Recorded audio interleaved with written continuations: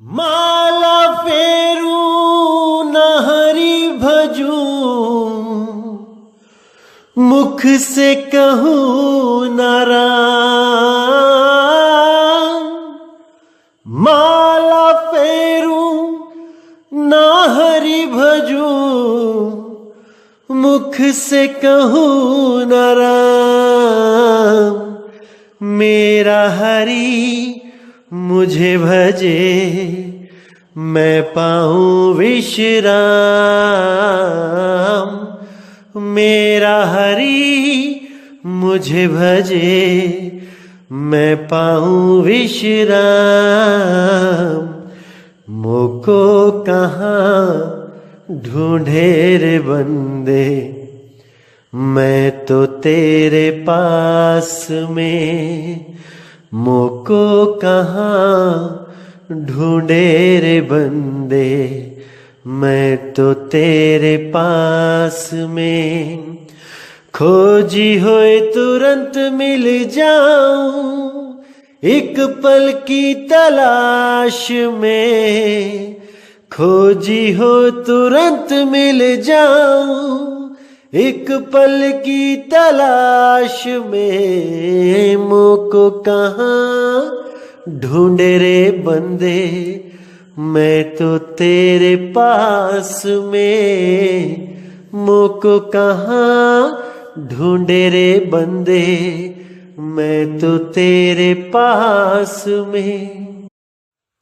नमस्कार मेरे प्यारे भाइयों, मेरे परमात्मा के प्यारे जीव हंसों। मैं परमपिता परमात्मा से यही अरदास करता हूं कि आप सब मेरे भाइयों का विवेक पहले से ज्यादा और ज्यादा से ज्यादा बढ़ता ही जाए, और ऐसी कोई दुविधा ना रहे जो आपके मन में 1% भी घर कर पाए। हर चीज आपको एकदम क्लियर समझ में आती जाए।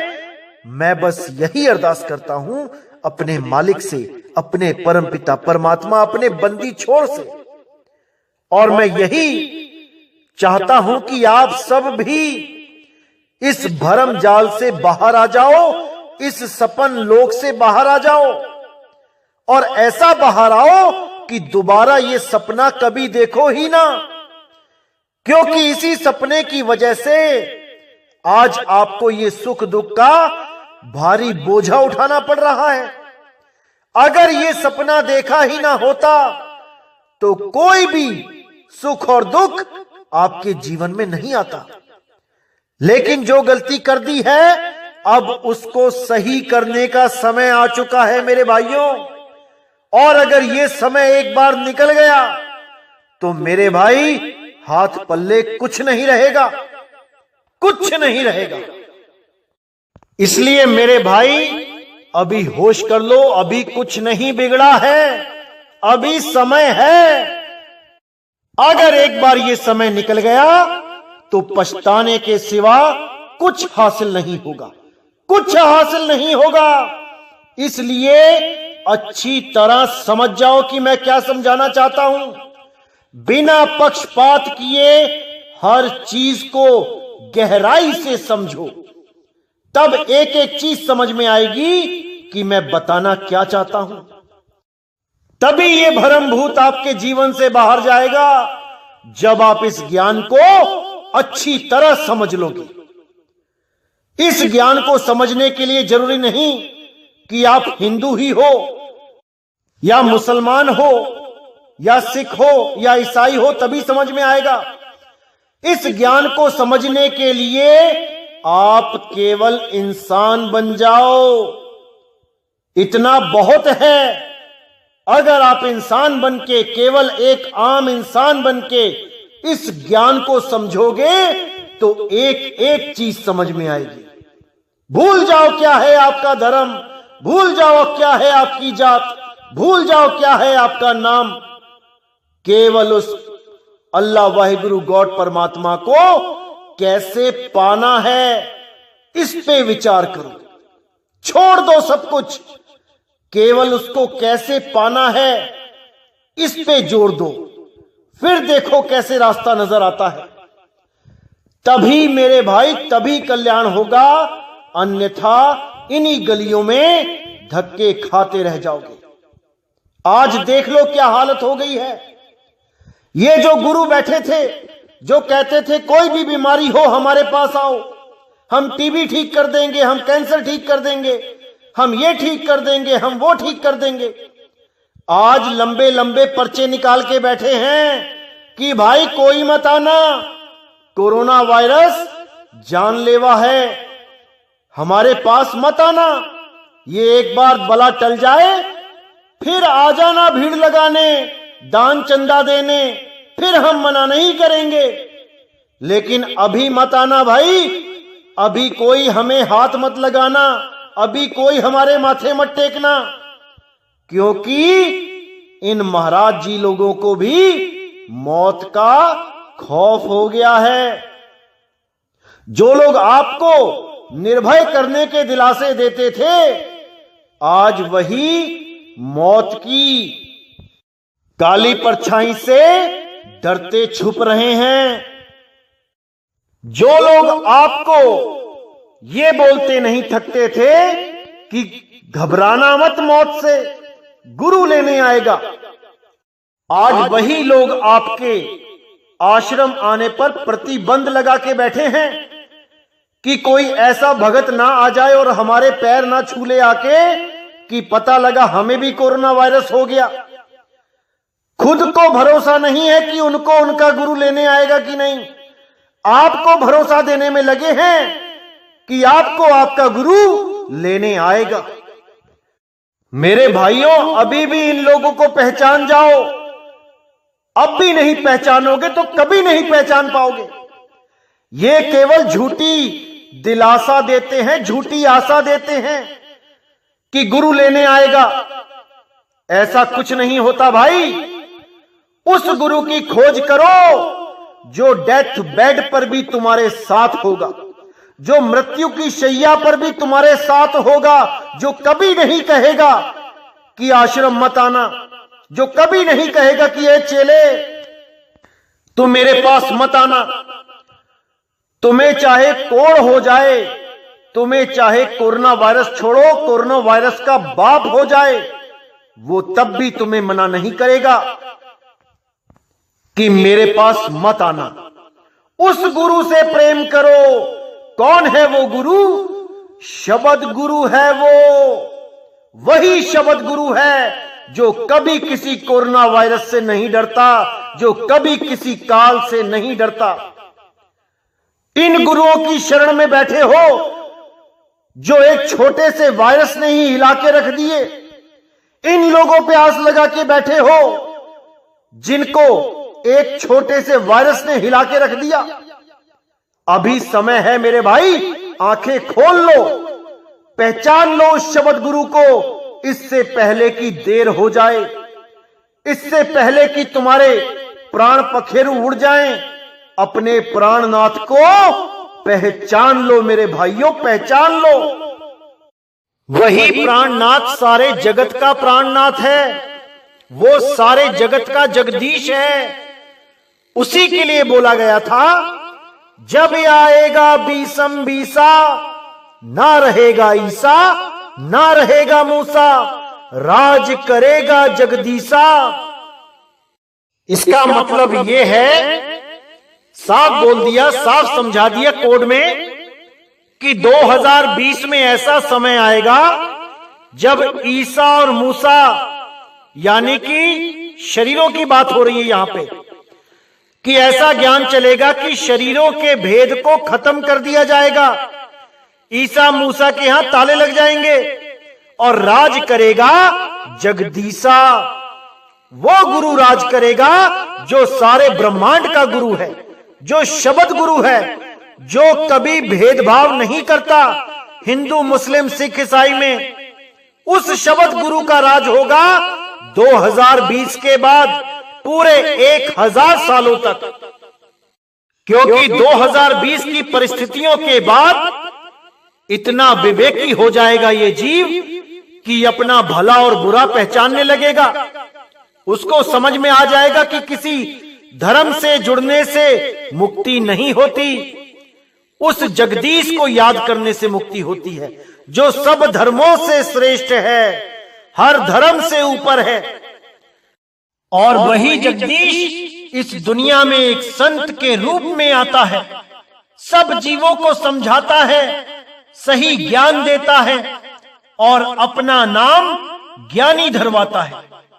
आपने अनुराग सागर पढ़ी होगी, उसमें कबीर साहब ने अपने नाम को ज्ञानी बोल के समझाया कि ज्ञानी रूप में मैं इस दुनिया में आया और मैंने सबको ज्ञान से अवगत कराया, ज्ञान से रूबरू कराया। तो उसी ज्ञान रूप के बारे में आज हम पूरी चर्चा करेंगे, इसको समझने की कोशिश करेंगे कि क्या होता है ज्ञान रूप, क्या होता है ज्ञानी रूप।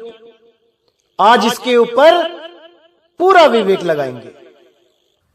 तो आज की वाणी शुरू करने से पहले मैं आपको बता दूं कि यह वाणी कबीर सागर से ली गई है और अधिकांश वाणियां मैं कबीर सागर से ही लेता हूं, जिसमें बकायदा पेज नंबर भी लिखा होता है, आप देख सकते हैं ग्रंथों में।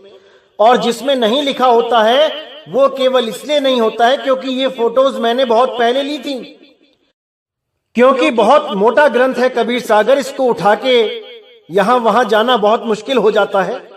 इसलिए मैंने जो मूल वाणियां, जो प्रमुख वाणियां हैं, वो मैंने कैप्चर कर ली थी। उन्हीं वाणियों के ऊपर मैं सत्संग करता हूं। आप इसको ग्रंथ में देख सकते हैं, खोज सकते हैं, आपको जरूर मिलेंगी। तो आज का जो हम सत्संग करने जा रहे हैं वो कबीर सागर से करने जा रहे हैं। बहुत प्यारी वाणी है, इसको समझेंगे, पूरा विवेक लगाएंगे और नीर शीर का निबेड़ा करेंगे। तो क्या कहती है वाणी? धर्मदास कहे सुनहु गुसाई, ज्ञान शब्द मोहे समझाई। ज्ञान रूप सतपुरुष प्रकाशा, सत्य लोक महकीनो वासा। किही विधि समझ परे यह बानी, कहिए सदगुरु नाम निशानी। कि हे बंदी छोड़, मुझे बताओ ज्ञान के बारे में, शब्द के बारे में। कैसे ज्ञान रूप में आ जाने पर सत्पुरुष का प्रकाश हो जाता है, जो सतलोक में वास करता है, जो न आदमी जैसा है न औरत जैसा है। कही विधि समझ परे यह वाणी, कैसे समझ में आएगी ये वाणी कि वो कैसा पुरुष है जिसका कोई आकार ही नहीं है, जो निराकार भी नहीं है, इन दोनों से परे वो ज्ञान रूप में बैठा है, वो कैसा है, ये कैसे पता लगेगा, कैसे समझ में आएगा? कहिए सतगुरु नाम निशानी, हे सतगुरु मुझे नाम की निशानी बताओ, कैसे समझ आएगी? जिसके लिए साहिब ने बोला था, तुमसे कहूं मैं नाम बिचारी, ना वो ज्योत ना पुरुष ना नारी। हे बंदी छोड़िए, ज्ञान कैसे समझ में आएगा? मुझे ज्ञान के बारे में बताओ, ज्ञानी के बारे में बताओ। तो आगे साहिब कहते हैं, ज्ञान स्वरूप पुरुष करे आही, ज्ञान ही रूप कबीर लखाही। ज्ञान प्रकाश दीप सम जानो, बिना ज्ञान बस झूठ बखानो। कि वो परमात्मा ज्ञान स्वरूप में बैठा है। जब हमें शब्द का ज्ञान हो जाता है तब हम उस शब्द के साथ एकाकार हो जाते हैं। वो शब्द ही ज्ञान स्वरूप है। ज्ञान ही रूप कबीर लखाही, और इस दुनिया में कबीर ज्ञान का ही स्वरूप लखाने के लिए आता है। वो ज्ञान ही है जो आपको बचा सकता है हर जगह। जैसे आपने कोई नई कार खरीद ली, जिसके पास पैसे हैं वो खरीद सकता है, लेकिन केवल कार खरीदने से वो कार का ज्ञानी नहीं हो गया।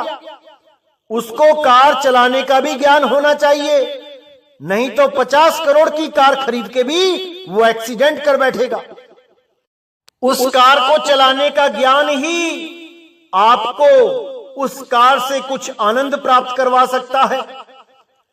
अगर आपको चलाना नहीं आता और आप बैठ गए और आपने ऑन करके गियर डाल दिया, ब्रेक का पता नहीं, तो आपके चेहरे पे वो खौफ नजर आएगा जिसको आनंद कभी नहीं कह सकते। भले आप 50 करोड़ की गाड़ी में बैठे हो, लेकिन आप डर के मारे हालत खराब हो जाएगी आपकी। और जिसको चलानी आती है वो चाबी घुमा के गियर लगाएगा और हंसता हुआ चला जाएगा, उस कार से आनंद प्राप्त करेगा। तो यहां पर ज्ञान ही गुरु है। जिसको ज्ञान है वो आनंद में है, जिसको ज्ञान नहीं है वो दुखी है। इसीलिए साहिब ने बोला, ज्ञान स्वरूप पुरुष कर याही, ज्ञान ही रूप कबीर लखाही। ज्ञान प्रकाश दीप सम जानो, बिना ज्ञान बस झूठ बखानो। कि ज्ञान प्रकाश दीप सम जानो, जो ज्ञान का प्रकाश होता है उसको एक दीपक की तरह जानो। जैसे अंधेरे को चीरता हुआ दीपक हमें रोशनी दिखाता है, इसी प्रकार ज्ञान भी हमें जन्म मरण के जंजाल से छुड़ाता है। ज्ञान ही हमें मृत्यु के वक्त काल पे विजय प्राप्त करवाता है। अगर ज्ञान नहीं होता तो आदमी डूबेगा ही डूबेगा। तो साहिब कहते हैं, बिना ज्ञान घट में अंधियारा, ज्ञान बिना नहीं होए उबारा। ज्ञान बिना अक्षर नहीं पाई, ज्ञान रूप अक्षर है भाई। तो यहां पे साहिब ने बिल्कुल क्लियर कर दिया कि बिना ज्ञान घट में अंधियारा, यानी कि बिना ज्ञान के अगर आपको पूर्ण ज्ञान नहीं है तो इस घट में अंधियारा ही है। जैसे एक अंधा, उसके सामने अंधियारा ही अंधियारा होता है, वो कुछ देख नहीं सकता। लेकिन अगर उसकी सूरत को ज्ञान हो जाए, यानी कि जैसे आपने देखा होगा कि कई अंधे भी बिना लाठी के चल लेते हैं, बिना डंडे के वो चल लेते हैं कई जगह पे, जहां चीजें उनको याद है कि इतने कदम पर सड़क आएगी, इतने कदम पर पार्क है, इतने कदम पर ये है, इतने कदम पर वो है। तो वहां पे जो उसको ज्ञान हो जाता है वो उसको अंधियारे से बाहर कर देता है, वो ज्ञान उसकी आंख बन जाता है। इसी प्रकार बोला है, बिना ज्ञान घट में अंधियारा। भले ही आप पढ़े लिखे हो, सब कुछ पढ़ सकते हो, आपने ग्रंथ पढ़ लिए, बहुत सी वाणियां याद कर ली, सब कुछ हो गया, लेकिन बिना ज्ञान यानी बिना शब्द गुरु के ज्ञान के, बिना अनुभव के घट में अंधियारा। सब कुछ होने के बावजूद एक अंधे से ज्यादा कुछ नहीं। ज्ञान बिना नहीं होए उबारा, बिना ज्ञान के, बिना स्वरूप सिद्धि के ये अज्ञान कभी खत्म नहीं होगा। यह देह अहंकार कभी खत्म नहीं हो सकता। बिना शब्द ज्ञान के, बिना अनुभव ज्ञान के उबारा नहीं होगा। ज्ञान बिना अक्षर नहीं पाई, बिना ज्ञान के वो आदि अक्षर को प्राप्त नहीं कर पाओगे। ज्ञान रूप अक्षर है भाई, जो ज्ञान रूप है वो अक्षर है, यानी अविनाशी है, उसका कभी नाश नहीं होता। ज्ञान रूप पुरुष कर जानो, एही वचन सत्य कर मानो। ज्ञान रूप नहीं अक्षर कहिए, अक्षर भेद ज्ञान सो लहिए। यानी ज्ञान रूप पुरुष कर जानो, वो जो ज्ञान है, वो शब्द गुरु का जो ज्ञान है वही पुरुष है। जो गुरु ज्ञान देता है वो पुरुष का ही ज्ञान देता है। पुरुष का मतलब ये नहीं कि उसके 2 हाथ 2 पैर होंगे। ज्ञान रूप ही पुरुष है, शब्द रूप ही पुरुष है। यही वचन सत्य कर मानो, ये मेरी बात को सत्य करके मान लो।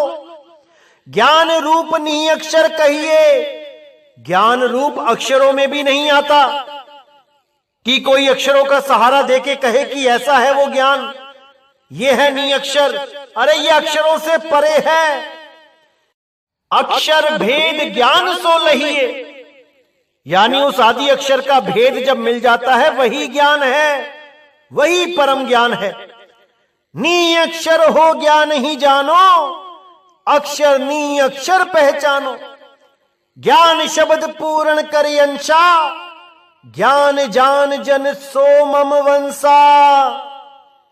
नी अक्षर हो ज्ञान ही जानो, मतलब जब आप नी अक्षर हो जाओगे तब आपको समझ में आएगा कि असल में ज्ञान है क्या। नी अक्षर हो ज्ञान ही जानो, अक्षर नी अक्षर पहचानो। जब नी अक्षर की अवस्था आपको प्राप्त होगी तब आपको समझ में आएगा कि वो सब अक्षरों से कैसे अलग है, कैसे वो आदि अक्षर नी अक्षर इन 52 अक्षरों से और जो 52 अक्षरों को ये कह आकार बनाता है, इन दोनों से कैसे अलग है, ये तभी पहचान पाओगे। ज्ञान शब्द पुरुष कर अंशा, ज्ञान जान जन सो मम वंशा। ज्ञान शब्द पुरुष का अंशा, जिसको पूर्ण ज्ञान है वही परम पुरुष का अंश है, वही परमात्मा का असली हंस है, वही परमात्मा के दूत हैं। ज्ञान जान जन सो मम वंशा, मेरा असली वंश वो है जो इस ज्ञान को जानता है, ना कि गुरु के पुत्र को तुम वंश बोलते रहो। किसी गुरु से जो पुत्र हो रहा है तुम उसको कबीर पंथ का वंश बोलते रहो। अरे नहीं भाई, जो ज्ञानी है वही परमात्मा का वंश है, जो पूर्ण भेदी है वही परमात्मा का हंस है। बाकी सब काल के दूत हैं, एक भी परमात्मा का हंस नहीं। जो उसके मूल ज्ञान को नहीं जानता वो किसी को मुक्ति नहीं दे सकता। इसीलिए साहिब ने बोला, शब्द कहे सो वंश हमारा, ना तो बूढ़ मुआ संसारा। जो मेरे शब्द को ग्रहण करेगा वही मेरा वंश है। जो मेरे शब्द को ही नहीं जानता वो मेरा वंश नहीं है, बिल्कुल नहीं। तो आगे साहिब ने बिल्कुल क्लियर कर दिया, बिना ज्ञान नहीं वंश कहावे, ज्ञान होए तब शब्द ही पावे। सोई वंश सत शब्द समाना, शब्द ही हेत कथे निज ज्ञाना। तो यहां साहिब ने बिल्कुल क्लियर कर दिया, बिना ज्ञान नहीं वंश कहावे। जिसको आदि अक्षर का और 52 अक्षरों का आता पता ही नहीं, वो मेरा वंश नहीं है। मेरा वंश वो है जो एक छुड़ावे एक लखावे। ये अजर नाम अमर नाम ये ना देवे, ये 52 अक्षरी नाम ना देवे, उस आदि अक्षर का लखाव कराए जो सत्य शब्द कहलाता है। अगर वो आदि अक्षर का लखाव इनके पास नहीं है तो ये मेरे वंश नहीं है। और अगर कहीं सीआईडी करके पता भी करवा लिया तब भी ये मेरे वंश नहीं होंगे, क्योंकि इनके पास प्रैक्टिकल ज्ञान नहीं होगा। भले कितनी ही थ्योरी चोरी करके ले जाएं, लेकिन प्रैक्टिकल नहीं करवा पाएंगे, क्योंकि वहां पे मोहर लगती है गुरु की, वंश की मोहर लगती है। और आदमी को, इंसान को धोखा देना आसान है, परमात्मा को कोई धोखा नहीं दे सकता। इसीलिए साहब बोल दिया, सोई वंश सत शब्द समाना, शब्द ही हेत कथे निज ज्ञाना। वो मेरा वंश है जो शब्द में समाए, जो शब्द को जाने, उसमें सुरत को धरे। शब्द ही हेत कथे निज ज्ञाना, उसी शब्द के लिए निज ज्ञान को कथे, अपने अनुभव ज्ञान को कथे। उस एक शब्द को समझाने के लिए हर तरह से अपने अनुभव को सामने रखे और वाणी के द्वारा सारा खुलासा करता जाए। वही मेरा हंस है, वही मेरा वंश है, जो मेरी गुप्त से भी गुप्त वाणियों को खोल के समझा दे, सारे राज खोल दे, एक एक चीज को खोल दे, 1% भी शंका ना रहने दे। वही मेरा वंश है, ना कि ये गुरुओं के बच्चों को वंश बना के रख दिया। जैसे एक पिता का वंश चलता है अपने पुत्र से और फिर उसका आगे वंश चलता है उसके पुत्र से, ये गुरुओं में भी चल रहा है। बताइए क्या बनेगा? कबीर साहब कहते हैं, शब्द कहे सो वंश हमारा, जो मेरे शब्द को ग्रहण करता जाएगा वो मेरे वंश में अटैच होता जाएगा। यहां पर पिता से पुत्र वाला ज्ञान नहीं है, यहां पर गुरु से शिष्य वाला ज्ञान है। वो वंश है जो गुरु के द्वारा शिष्य बनाने पर कायम होता है, उस वंश की बात की गई है।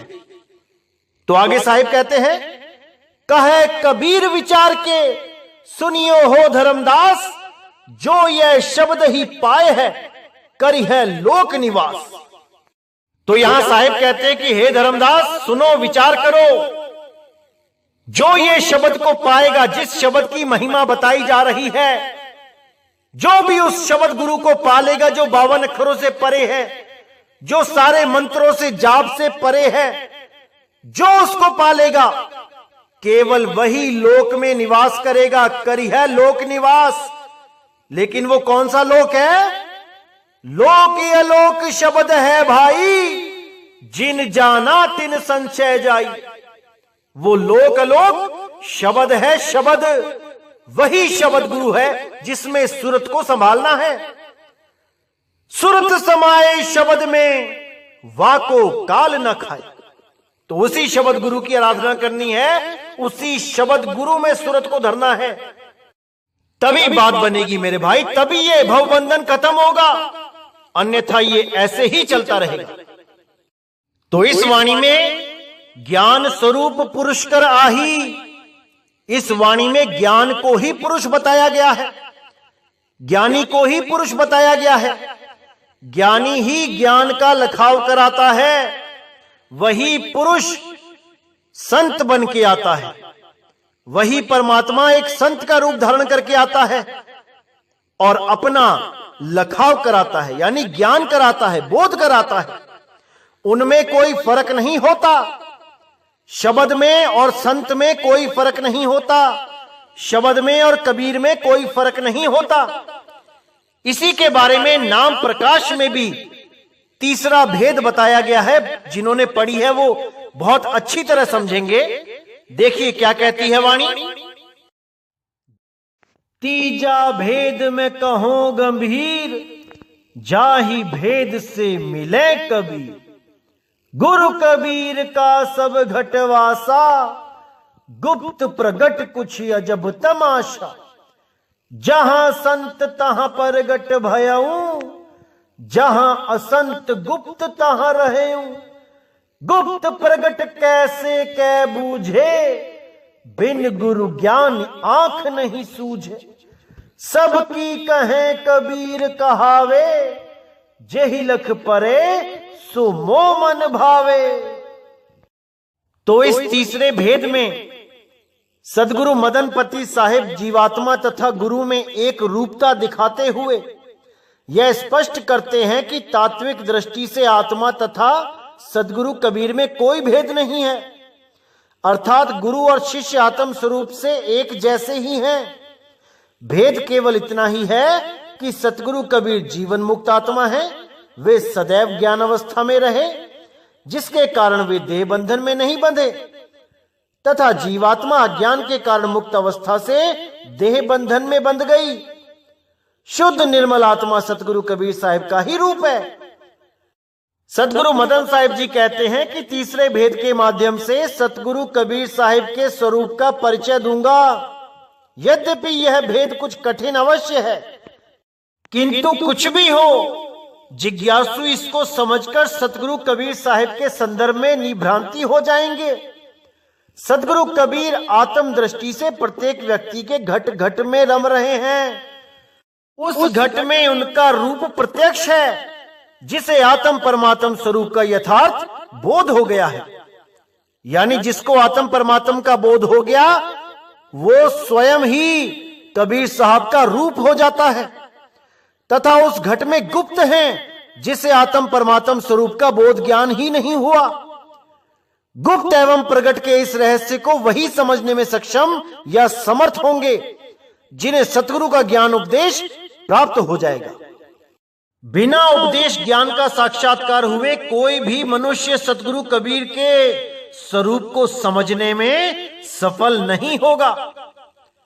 जहां भेदी संत महात्मा हैं, वहां सतगुरु कबीर प्रकट रूप से प्रत्यक्ष हैं, और जहां अज्ञानी लोग हैं, वहां वे गुप्त हैं। जबकि ज्ञानी अज्ञानी दोनों में ही तात्विक रूप से एक समान विद्यमान रहते हैं मालिक। इसीलिए बोला है कि जो आत्मा परमात्मा तथा माया के भेद को भली भांति रूप से कहने में समर्थ है, वही कबीर है।